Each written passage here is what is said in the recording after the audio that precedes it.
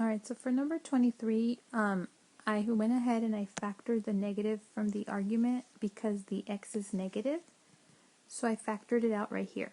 You see how it's here, and I factored it out, so this is what you end up with. Now remember, cosecant is an even function, just like sine, because they're reciprocals of each other, right? So that negative goes to the front. Okay, that negative goes to the front. And so we have a negative there already, so a negative times a negative is positive, so then you end up with this function right here.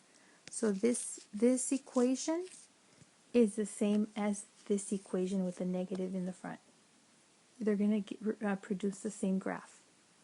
Okay? So I'd rather graph this one without a negative a because it's one less thing to have to remember. So the period is 2 pi, and it's going to shift to the right. It's a phase shift, pi units to the right? Okay, so let me label the axis. So it's going to be 1, 2, 3, 4. So this is going to be 2 pi, pi over 2. And so I know that it's, well, let me add a few more labels here. Label the tick marks. So it's going to be 5 pi over 2, 3 pi, 7 pi over 2, 4 pi, and 9 pi over 2.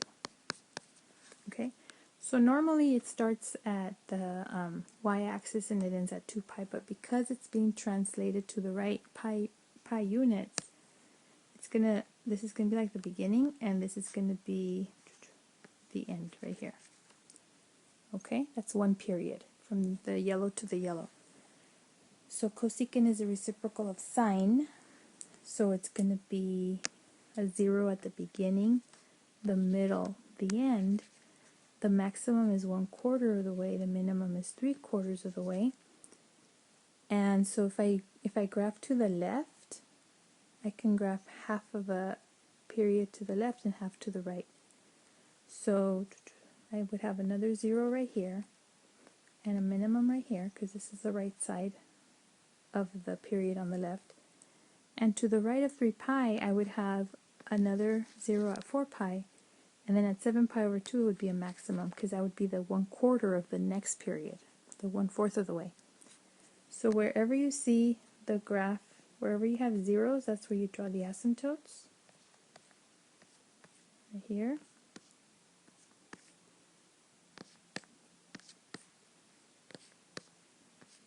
Okay. And so wherever you see a minimum point, the u goes down. Wherever you see a maximum point, the u goes up, down. Notice how they alternate, right? Because these are based on the sine function and the sine cosine function, so the u's will alternate up, down, all the way across.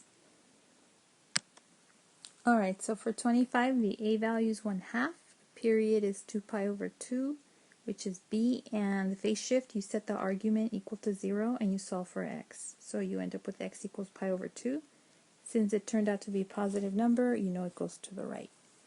So let's label the fourth tick mark with pi. 1, 2, 3, 4. This is pi. Pi over 2, pi over 4, 3 pi over 4, and so we're counting by fourths. So this is 5 pi over 4. 6 pi over 4 is 3/2. 7 pi over 4. 8 pi over 4 is 2 pi. 9 pi over 4. Okay? So secant is reciprocal of cosine. And actually it's moving to the right pi over 2 units, so it's gonna start here. And then and it's gonna end 1, 2, 3, 4 right here at 3 pi over 2. So that's between the yellow, that's one period. Okay? So we have cosine, the zeros are 1/4 and 3/4. The maximum, because it doesn't have a reflection, the maximum is beginning and end. And the minimum is the middle. Okay, so I'll do a half a period on the left and a half a period on the right. So the next 0 here would be at pi over 4. And then minimum on 0, negative 1/2. On the right side, of 3 pi over 2, it would be a 0 at 7 pi over 4 and a minimum at 2 pi. So that's half and half. So wherever you see a 0 for the function, you draw the vertical asymptote.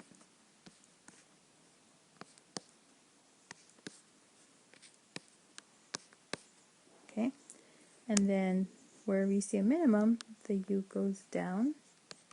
Wherever you see a maximum, the u goes up, down, up, and down. So this is 2 periods of the secant function. Alright, so you're giving the values of x that make the equation true. And so it tells you from negative 2 pi to 2 pi. So I drew a coordinate grid here, where the green represents the angles going in the positive direction from 0 to 2 pi, and the red represents the angles going in the negative direction from 0 to negative 2 pi, because that's what it tells you to give, like all the angles in this interval. So for tangent x, in the positive direction, it's positive in pi over 4 and 5 pi over 4. And again, this goes back to the unit circle. And then in the negative direction, it would be negative 3 pi over 4 and negative 7 pi over 4. Because if you're going in this direction, this would be negative 3 pi over 4, quadrant 3, and this would be negative 7 pi over 4, quadrant 1. Okay? For number 36, cotangent x equals negative 1. So going in the positive direction, it would be 3 pi over 4. And in quadrant 4, that would be 7 pi over 4. In the negative direction, following the red arrow, it would be negative pi over 4 and negative 5 pi over 4. Because again, if you're going in the negative direction, negative pi over 4 would be here, and negative 5 pi over 4 would be right here. For secant x equals 2, think of it as secant x equals 1. I mean, sorry, not secant. Cosine x equals 1/2, because remember, those are reciprocals. So in the positive direction, from 0 to 2 pi, you get 1/2 for cosine when x is pi over 3. And down in quadrant 4 with 5 pi over 3. Going in the negative direction, it'd be negative pi over 3 and negative 5/3 pi. Okay, so that would be the two negative ones. For cosecant radical 2, remember that's the same as, that's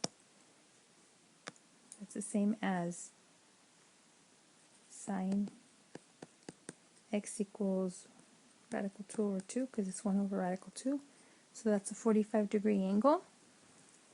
So in the positive direction, you would say pi over 4, and sine is positive in quadrants 1 and 2, so that would be 3 pi over 4. In the negative direction, it would be negative 5 pi over 4 and negative 7 pi over 4. Because again, when you're going in the negative direction, remember you're starting from here, you have to reach all the way over here, so that would be negative 5 pi over 4, and then the next one would be here, negative 7 pi over 4. For cotangent x equals negative radical 3, that would be x negative radical 3 and y 1, so that would be a pi over 6, but for it to be negative, it would have to be in quadrant 2. So 5 pi over 6, and in quadrant 4 it would be 11 pi over 6. Going in the negative direction, the same angles would be negative pi over 6 and negative 7 pi over 6. Because again, this would give you the negative pi over 6 right here, and then you have to go all the way over here to get the negative 7 pi over 6. secant x is negative radical 2. That's the same as saying cosine, cosine x is negative radical 2 over 2. So that's where cosine is negative is quadrants 2 and 3. So that would be 2 and 3, 3 pi over 4, and 5 pi over 4. Now the negative angle would be negative 3 pi over 4 and negative 5 pi over 4. And remember, that would hit this angle right here and then this angle right here. Okay, so for number 68, you want to answer, they're asking you if this is true or false, that the asymptote will be at negative x equals negative 7 pi. So I did a quick analysis of the graph of the equation. The period is pi over a half, which is 2 pi. Phase shift, after you solve for the x in the argument, you get negative x is negative 2 pi, which is to the left, right? So the yellow tick marks tell you where the graph would normally go because it's a tangent, so you do half and half. When you move it to the left, 2 pi, it actually goes over itself. Like this is 1 pi, 2 pi. So this asymptote would land right here. So exactly in the same spot, right? So it looks like there's no change, like no horizontal shift on this one. Even though we did do it, it doesn't show on the graph. So that means that the next asymptote is going to be 2 pi to the left, right? So if here I am at negative pi, if I add 2 pi to the left, it's going to be a negative 3 pi, the next asymptote. If I add 2 pi to the left, it's going to be negative 5 pi. If I add 2 pi to the left, it's going to be a negative 7 pi, and that's exactly what it's asking. So the answer is true. Okay, because it will land at negative 7 pi. So without graphing it, just kind of by thinking it through, we got the answer.